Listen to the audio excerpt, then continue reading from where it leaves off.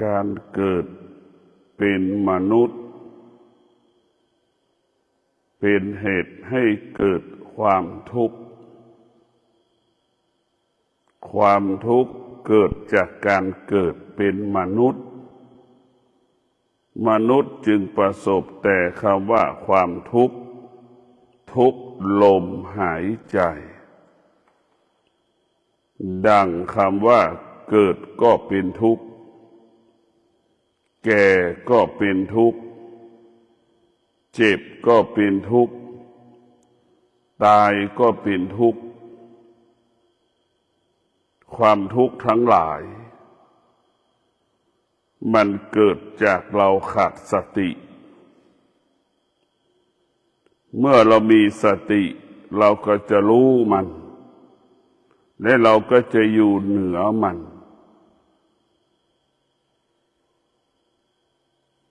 เมื่อเรามีสติเรารู้มันเราก็ละมันว่ามันเป็นความทุกข์เรามีสติเรารู้มันเราก็ไม่ตามรู้มันทุกวันนี้เราขาดสติมันจึงเกิดคำว่าความทุกข์เราขาดสติเราก็ไปยึดติดในความทุกข์เราขาดสติเราจึงไม่เห็นความทุกข์เราขาดสติจึงไม่สามารถออกจากความทุกข์นั้นได้ดังคนจำนวนมากก็เป็นเช่นนี้ความทุกข์เป็นของสากลความทุกข์เป็นของประจำกายในมนุษย์ทุกคนความทุกข์ของพระพุทธเจ้าก็คือการขาดสติก็เป็นทุกข์เกิดมา1 วันก็ทุกข์1 วันเกิดมา1 ปีก็ทุกข์1 ปีเกิดมา10 ปีก็ทุกข์10 ปีเกิดมา50 ปีก็ทุกข์ตั้ง50 ปีเกิดมา80 ปีก็ทุกข์ทั้ง80 ปีเหมือนกันหมดไม่มีปีไหนที่เราเกิดมาแล้วเราไม่ทุกข์ไม่มีเราขาดสติเราก็ไม่มีโอกาสได้พิจารณาความทุกข์เมื่อเราขาดสติเราก็ไม่รู้ความทุกข์เมื่อเราขาดสติเราก็จึงไม่สามารถเห็นทุกข์แล้วก็ไม่สามารถออกจากความทุกข์นั้นได้ชีวิตเราก็วนเหมือนเข็มนาฬิกาเลข1เราก็ทุกข์เลข2เราก็ทุกข์เลข3เราก็ทุกข์เลข4เราก็ทุกข์เลข5เราก็ทุกข์เลข6เราก็ทุกข์เลข7เลข8เลข9เลข10เลข12เราก็ทุกข์มันเวียนอย่างนี้แหละชีวิตเราตกอยู่ใต้อำนาจของความทุกข์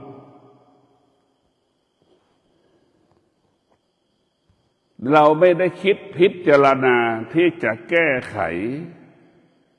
หาวิธีที่จะออกจากทุกข์ให้ได้ถ้าทุกข์เปรียบเสมือนไฟ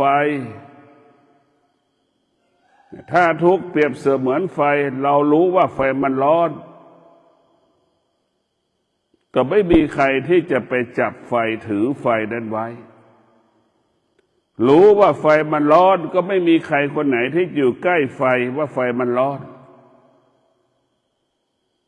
ไอ้ที่มีปัญหามันไม่รู้จักคำว่าความทุกข์เพราะมันขาดสติขาดการพิจารณาที่จะแก้ไขความทุกข์ทุกอย่างความทุกข์มันเกิดขึ้นคนทำงานมันก็บอกว่ามีความทุกข์งานมันงานนักงานมันมากมันไม่มีเวลาพัก ไอ้คนที่ไม่มีงานทำมันก็บอกว่าเกิดความทุกข์เพราะมันไม่มีงานทำทุกอย่างมันเป็นความทุกข์หมดจริงๆทุกข์มันเป็นสิ่งที่มันเป็นสมบัติติดกายเราทำไมเราออกจากความทุกข์ไม่ได้ทำไมเราไม่เห็นความทุกข์เพราะเราขาดปัญญาเพราะเราขาดสติเมื่อเราขาดสติขาดปัญญาจึงไม่เห็นความทุกข์จึงไม่ออกจากทุกข์ได้จึงทุกข์จนอายุ80-90ความทุกข์ทั้งหลายเกิดจากการเข้าไปยึดติดสิ่งที่เรารู้ทางตาหูจมูกลิ้นกายใจเมื่อตาเห็นรูป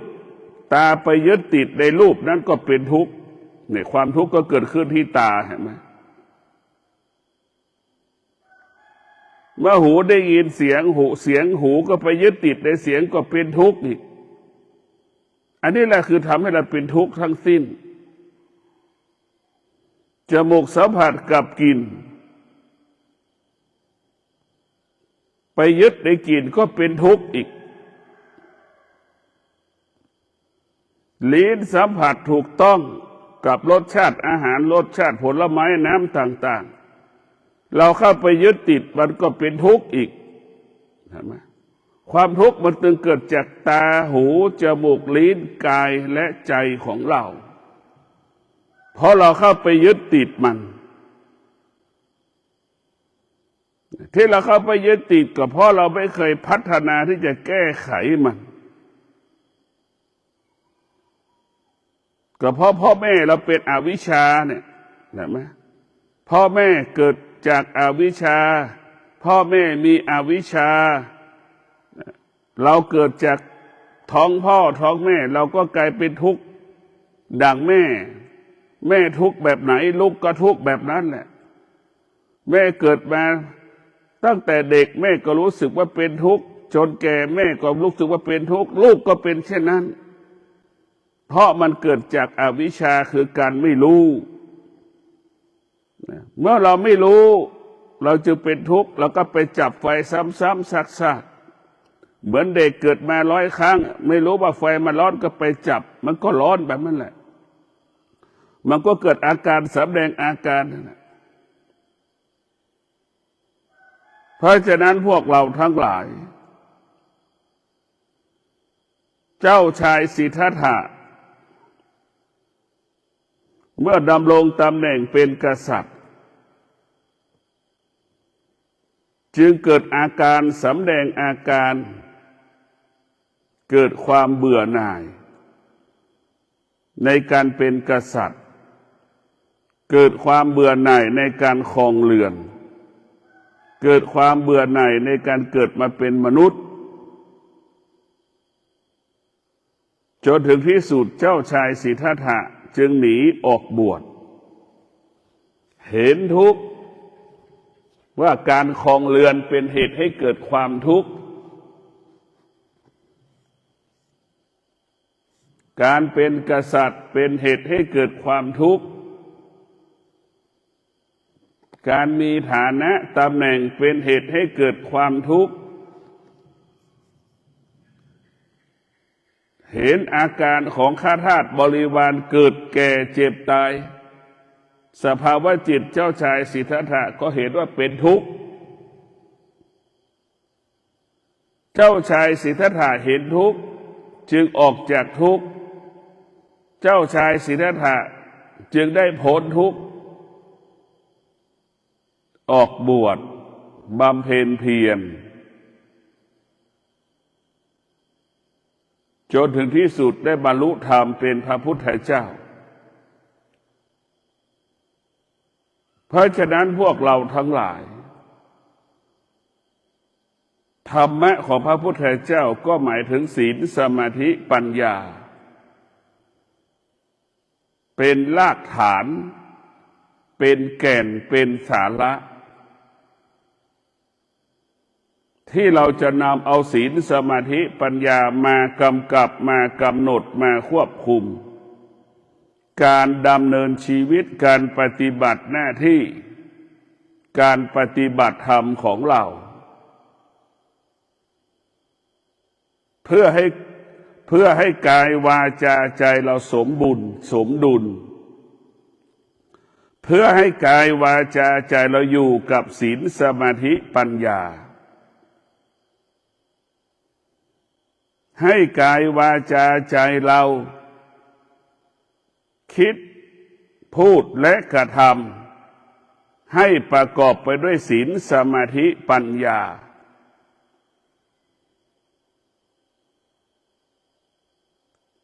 ทุกข์ทั้งปวงก็ทุเลาเบาบางลงความสุขทั้งปวงก็จะปรากฏ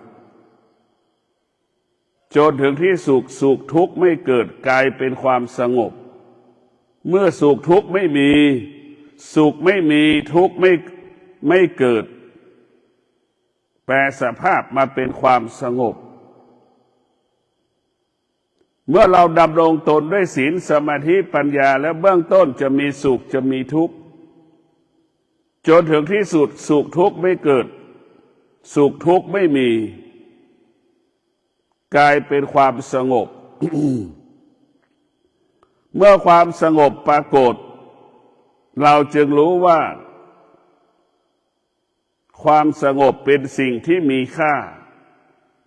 ความสงบเป็นสิ่งที่มีคุณค่าในการเกิดมาเป็นมนุษย์เพราะความสงบนั้นเกิดจากการผ่านกระบวนผ่านขั้นตอนเช่นตาไม่ยึดติดในรูปผ่านขั้นตอนหูไม่ยึดติดในเสียง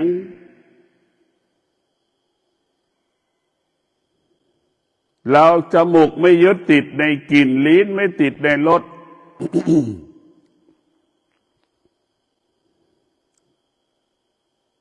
กายเราสัมผัสถูกต้องสิ่งต่างๆก็เราไม่ยึดติดเรียกว่าอายตนะมันไม่ยึดติดสิ่งใดคำว่าจิตมันว่างคำว่าสบายกายสบายใจเกิดคำว่าสงบสุขเกิดเราเกิดมาเราจะต้องฝึกฝนตา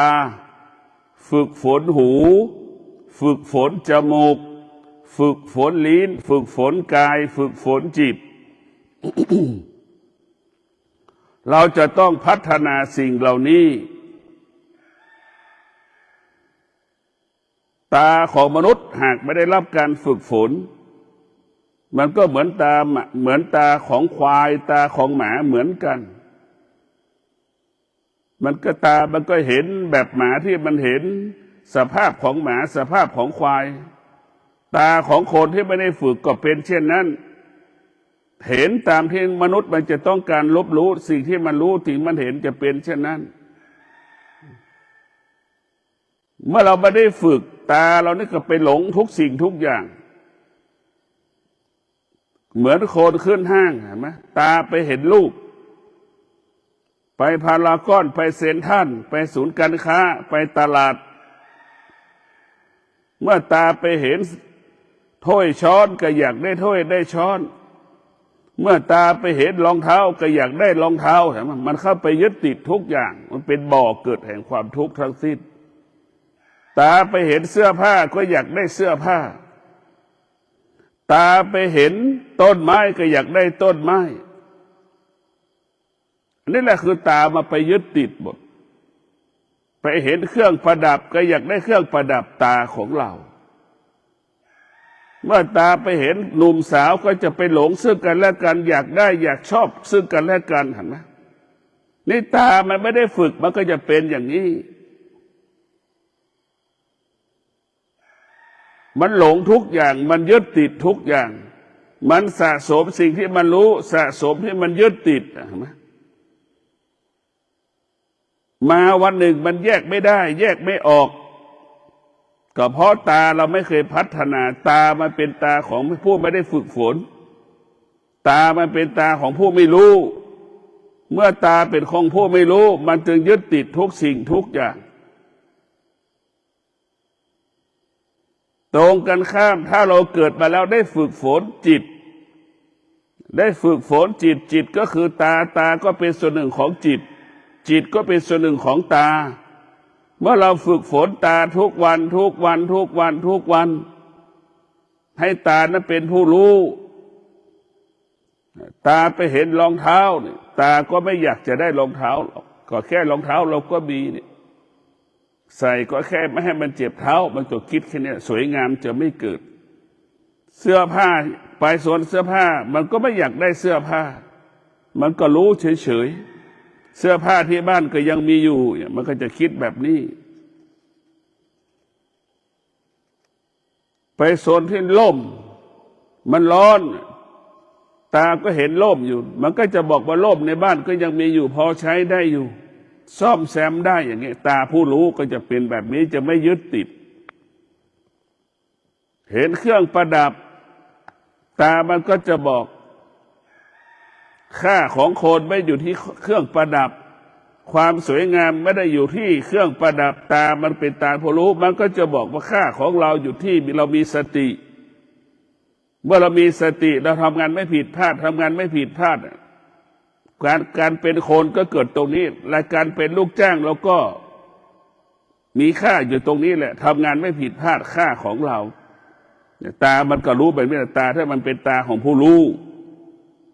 เมื่อตาของผู้รู้มันก็จะฝึกว่าค่าของเราไม่ได้อยู่ที่อัญมณีนะเครื่องประดับนะเสื้อผ้านะมันไม่ได้บอกอย่างนั้นเพราะฉะนั้นตามันจึงบอกให้เรารู้อีกต่างหากว่าค่าของเราอยู่ที่เรามีสติเมื่อเรามีสติเรามีสมาธิทำงานไม่ผิดพลาดเรามีสติถ้ามีสมาธิเราทำงานละเอียดปราณีตสุขุมรอบคอบมันก็จะบอกให้เราว่าคุณค่าของเราอยู่ที่สติคุณค่าของคนอยู่ที่สติคุณค่าของคนอยู่ที่มีสมาธิอันนี้แหละตามันได้รับการฝึกฝนตามันก็จะไม่หลงสิ่งต่างๆที่ตามันรู้ตามันรู้ตามันจึงอยู่เหนือสิ่งที่ตารู้นี่ตาเราต้องฝึกเมื่อตาเป็นผู้รู้ตาก็จะอยู่เหนือสิ่งที่ตามันรู้จมูกก็เช่นเดียวกันมันฝึกเมื่อจมูกมันได้รับการฝึกฝนอบรมจมูกก็เป็นจมูกผู้รู้มันจะไม่ยึดติดในเสียงมันจะไม่หลงในเสียงมันก็รู้ว่าเสียงเหล่านั้นเป็นอนิจจังทุกข์เป็นทุกขังเป็นอนัตตาเสียงเหล่านั้นเป็นอนิจจังทุกขังอนัตตามันจะไม่เห็นมันจะไม่ยึดติดในเสียงมันจะเข้าใจแบบนี้อย่างนี้จมูกสัมผัสกับกลิ่นเมื่อจมูกได้รับการฝึกฝนจนจมูกเป็นผู้รู้จมูกก็ไม่ยึดติดในกลิ่นนั้นก็เข้าใจอีกว่ากลิ่นที่มันสัมผัสจมูกมันสัมผัสมันเป็นอนิจจังมันเป็นทุกขังมันเป็นอนัตตาเนี่ยมันไม่เที่ยงมันแปรปรวนมันเปลี่ยนแปลงมันก็จะจมูกมันเป็นผู้รู้มันจะไม่ยึดติดในกลิ่นจะหอมจะเหม็นมันจะไม่ยึดติดมันรู้มันจึงอยู่เหนือรู้มันจึงละสิ่งที่รู้จมูกมันจะเป็นผู้รู้แบบนั้นจนถึงที่สุดจมูกมันก็ไม่ยึดติดสิ่งใดสิ่งหนึ่งเพราะมันรู้ว่าสิ่งที่จมูกสัมผัสมันเป็นอนิจจังทุกขังอนัตตาลิ้นก็เช่นเดียวกันมันสัมผัสกับรสชาติอาหารสัมผัสกับสิ่งของต่างๆไม่ว่าผลไม้นานาชนิดมันก็รู้เมื่อลิ้นได้รับการฝึกฝนลิ้นก็เป็นลิ้นของผู้รู้ลิ้นก็จะไม่ยึดติดในรสชาติต่างๆจะไม่ยึดติดถึงเวลากินข้าวมันก็กินมันจะไม่ติดในรสชาติมันก็บอกว่ากินแค่อิ่มเราจะไม่กินแค่อิ่มกินแค่อิ่มมันจะไม่เกิดอาการไม่สำแดงอาการเพราะจิตเป็นผู้รู้จิตนี้สงบจิตมันจะเงียบมันจะนิ่ง ลิ้นก็เป็นส่วนหนึ่งของจิตลิ้นก็สงบอร่อยก็ไม่มีไม่อร่อยก็ไม่มีหน้าที่ของลิ้นก็คือเอาเข้าสู่ในลำคอเราแล้วก็กลืนไปเสียหน้าที่ของลำคอเห็นไหมมันจะรู้จักมันจะทำหน้าที่ของมันสมบูรณ์แบบการฝึกฝนนี่การฝึกฝนจิตมันจะเคารพสิทธิหน้าที่ซึ่งกันและกันเหมือนตาเห็นรูปเห็นไหมหูได้ยินเสียงเนี่ยมันก็จะรู้จักกันมันจะไม่ปรุงแต่งจมูกสัมผัสกับกลิ่นลิ้นสัมผัสกับรสกายและสัมผัสถูกต้องของร้อนของแข็งของหนาวของเย็นกระทบเนี่ยมันก็จะรู้เฉยๆเมื่อเราฝึกจิตตาหูจมูกลิ้นกายใจเราเป็นผู้รู้กายวาจาใจเราสงบเมื่อกายวาจาเราสงบความทุกข์ไม่เกิดถึงแม้มันเกิดเราก็รู้ว่าทุกข์เป็นอนิจจังทุกขังอนัตตาถึงแม้ความสุขมันเกิดมันก็รู้ว่าเป็นอนิจจังทุกขังอนัตตาสิ่งที่เรารู้ทั้งหมดทั้งสิ้นมันเป็นอนิจจังเป็นทุกขังเป็นอนัตตามันเป็นอนิจจังเป็นทุกขังเป็นอนัตตาทั้งสิ้นร่างกายของเราก็เป็นอนิจจังทุกขังอนัตตามันเกิดการเปลี่ยนแปลงตลอดเวลาร่างกายของเราวันนั้นเราก็เป็นทารกแรกเกิดบัดนี้เราเป็นเด็กที่มันโตเป็นหนุ่มเป็นสาวเป็นพ่อเป็นแม่เป็นปู่เป็นย่าเป็นตาเป็นยายนี่แหละคือมันไม่เที่ยงนี่แหละคือการเปลี่ยนแปลงนี่แหละคือมันเป็นอนิจจังทุกขังอนัตตาเมื่อจิตมันฝึกฝนอบรมจิตนั้นก็จะอยู่เหนือสิ่งที่เป็นอนิจจังทุกขังอนัตตาจิตนั้นก็จะละสิ่งที่เป็นอนิจจังทุกขังอนัตตาจิตนั้นจะไม่ยึดติดสิ่งที่เป็นอนิจจังทุกขังอนัตตาจิตจึงอยู่เหนือสิ่งที่จิตรู้ทุกขณะลมหายใจจิตจึงอยู่เหนือสิ่งที่จิตรู้ทุกขณะลมหายใจสิ่งที่เรารู้ก็ไม่มีค่าไม่มีความหมายใดๆทั้งสิ้นสุขก็ไม่มีทุกข์ก็ไม่มีเพราะเราอยู่เหนือมันเมื่อเราอยู่เหนือมันแล้วเนี่ยไม่มีสุขไม่มีทุกข์มีแต่ธรรมะเท่านั้นรู้อยู่เหนือรู้ก็คือรู้สิ่งที่มันเป็นอนิจจังทุกขังอนัตตาเหนือรู้ก็คือเรามีสติรู้เมื่อเรารู้เราจะไม่ยึดติดสิ่งที่เรารู้เมื่อเรารู้เราจะละสิ่งที่เรารู้เมื่อเรารู้เราจะไม่ตามรู้สิ่งที่เรารู้ก็เรียกว่ามันเป็นอนิจจังทุกขังอนัตตามันไม่เที่ยงมันไม่เที่ยงลมหายใจเข้าออกเนี่ยมันก็ไม่เที่ยงมันไม่เที่ยงทั้งสิ้นคือสิ่งที่เรารู้เนี่ยมันแปรปรวนเปลี่ยนแปลงตลอดเวลา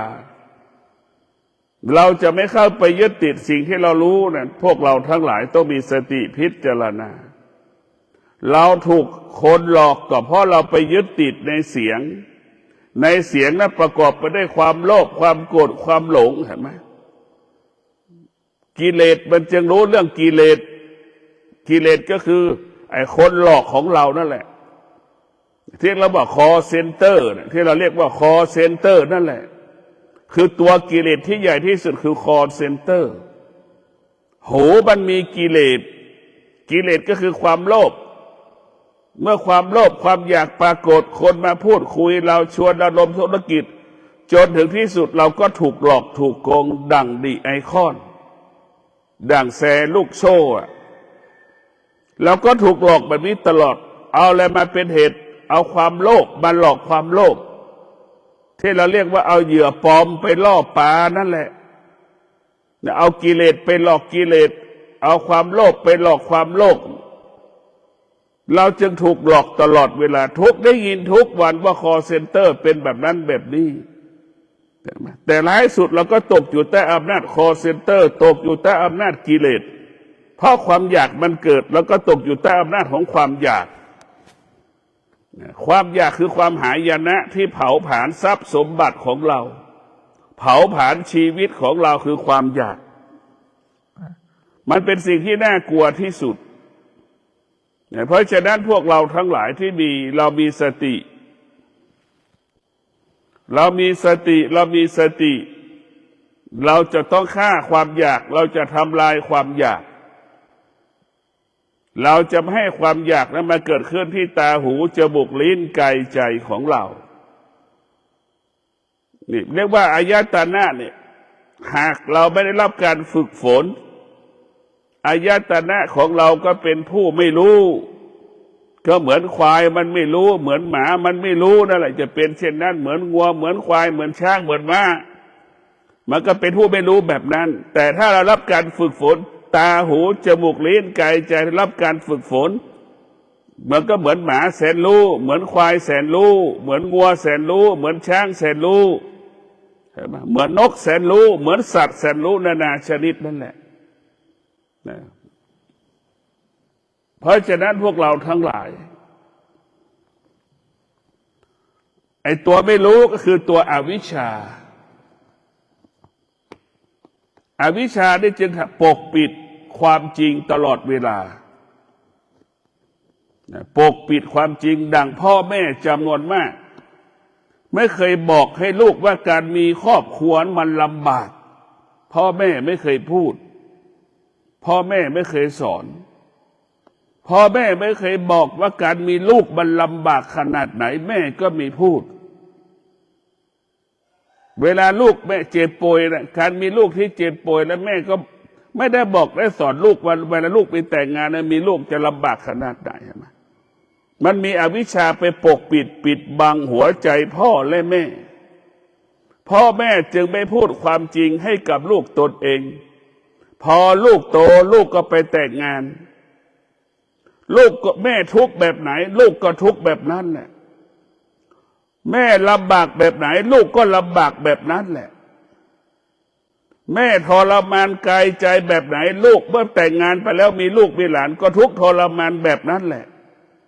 นี่แหละอวิชชามันจึงสืบทอดเป็นสายเลือดสายโลหิตเราเกิดจากอวิชชาแม่เราก็มีจากเกิดจากแม่เป็นต้นกำเนิดอวิชชาลูกก็เป็นสายเลือดอวิชชาลูกก็เป็นสายพันธุ์อวิชชามันจึงลำบากเมื่อแต่งงานไปแล้วแม่ลำบากฉันใดลูกก็ลำบากฉันนั้นแม่ประสบปัญหาฉันใดลูกเมื่อแต่งงานไปแล้วก็ประสบปัญหาฉันนั้นมันจึงสืบเพราะเป็นมรดกสืบทอดกันมามันจึงเกิดเหตุมันจึงเป็นปัจจัยส่งผลทุกวันนี้ดังคำว่าลูกที่มีหัวใจอวิชชาเห็นไหมหัวใจลูกที่มีอวิชชาเนี่ยมันก็จะเห็นสามีตนเองภรรยาตนเองเห็นไหมเหนือกว่าพ่อแม่ตนเองเห็นไหมลูกที่มีอวิชชาเห็นความสำคัญของสามีภรรยาตนเองเหนือกว่าพ่อแม่ตนเองนี่คือลูกส่วนมากจะเป็นเช่นนี้ถ้าเป็นภาษาคณิตศาสตร์ลูกเมื่อแต่งงานแล้วให้สามีภรรยาตัวเอง 70%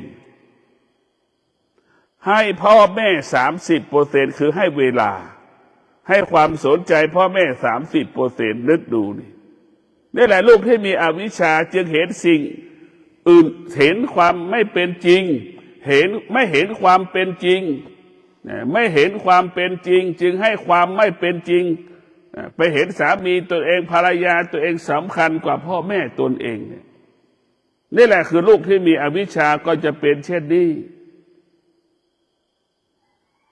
ให้ความสำคัญสามีตนเองภรรยาตนเองลูกตนเองเหนือกว่าพ่อแม่ตนเองนี่เราต้องพิจารณาลูกที่มีอวิชชานะมีความพร้อมเลี้ยงเมียตัวเองเลี้ยงผัวตัวเองลูกตนเองแต่ไม่พร้อมที่จะเลี้ยงพ่อเลี้ยงแม่เห็นไหมอันนี้แหละคืออวิชชามันไปปกปิดความจริงทั้งหมดทั้งสิ้นก็ไปหลงเมียตัวเองหลง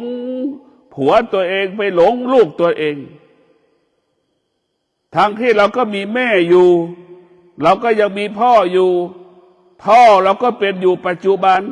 แม่เราก็เป็นอยู่ปัจจุบันลูกเราก็เป็นอยู่ในปัจจุบันฐานะแม่เราก็เป็นอยู่ปัจจุบันมีฐานะลูกเราก็เป็นอยู่ฐานะแม่เราก็เป็นอยู่ขนาดเดียวกันเราก็มีฐานะเรามีลูกอีกแต่เราคิดถึงแต่ลูกแต่เราไม่คิดถึงพ่อแม่เราคิดแต่จะเลี้ยงแต่ลูกแต่เราไม่เคยคิดจะเลี้ยงพ่อแม่นั่นแหละคือลูกที่มีอวิชชาจะเป็นเช่นนี้คือตัวหลงนะอวิชชามันจะไปปกปิดเรารักลูกเราฉันใดพ่อแม่ก็รักเราฉันนั้นเราห่วงลูกเราฉันใดพ่อแม่ก็ห่วงเราฉันนั้นอันนี้แหละคือวิชามันจะให้เราเห็นความจริงนะถ้าลูกมีวิชาเมื่อไหร่ลูกคนไหนมีวิชาลูกคนนั้นก็จะเห็นความจริงเห็นความจริงว่าแม่เป็นผู้ให้กำเนิดชีวิตพ่อเป็นผู้ให้กำเนิดชีวิตลูกที่มีวิชามันก็จะเห็นความจริงว่าสิ่งที่เรามีอยู่ทุกวันนี้ได้เพราะพ่อกับแม่นี่คือลูกที่มีวิชา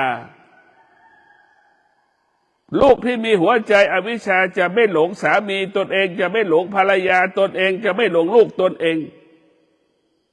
จะให้ความสำคัญสามีตนเองภรรยาตนเองเสมอพ่อแม่ของตนเองให้ความสำคัญลูกตนเองดังพ่อแม่ของตนเองหัวใจลูกที่มีวิชาเห็นความจริงถ้าเรามีเมียได้กับพ่อแม่เรามีลูกได้กับพ่อแม่เรามีสมบัติได้ทุกวันก็เพราะพ่อแม่พ่อแม่ให้กำเนิดชีวิตของเราพ่อแม่เป็นผู้อบรมสั่งสอนเราจึงมีสิ่งที่เรามีอยู่ทุกวันนี้เพราะพ่อแม่แต่ลูกที่มีอวิชชามันไม่ได้คิดอย่างนั้นลูกที่มีอวิชชาคิดได้เพราะมันมีผัวเนี่ยมีเมียอย่างนี้แหละนะเพราะตัวเขาเองจะมีทรัพย์มีสมบัติมันจะเป็นแบบนี้ส่วนมากลูกที่มีอวิชชาเนี่ยมันก็จะหลงอะไรหลงลูกตนเองหลงเมียตัวเองหลงสามีตนเองแล้วก็ทิ้งแล้วก็ละพ่อแม่อยู่ข้างหลังเห็นไหมให้หากินเองเวลาลูกเจ็บป่วยรีบเอาไปหาหมอเห็นไหมเวลาสามีภรรยาตัวเองเจ็บป่วยรีบไปหาหมอสนใจใส่ใจแต่เวลาพ่อแม่เจ็บป่วยต่อรองอีกตอนพ่อแม่ขอตอนเช้าไปส่งแม่ไปหาหมอพ่อไปหาหมอลูกยังต่อรองไปตอนเย็นได้ไหมอันนี้แหละลูกที่มีอวิชชาจึงไม่เห็นความสำคัญของพ่อแม่ที่เกิดแก่เจ็บตายกำลังปรากฏไม่เห็นความสำคัญไม่ให้ความสำคัญนี่แหละลูกที่มีอวิชชาเป็นจำนวนมากเป็นอย่างนี้ไม่คิดที่จะเลี้ยงพ่อเลี้ยงแม่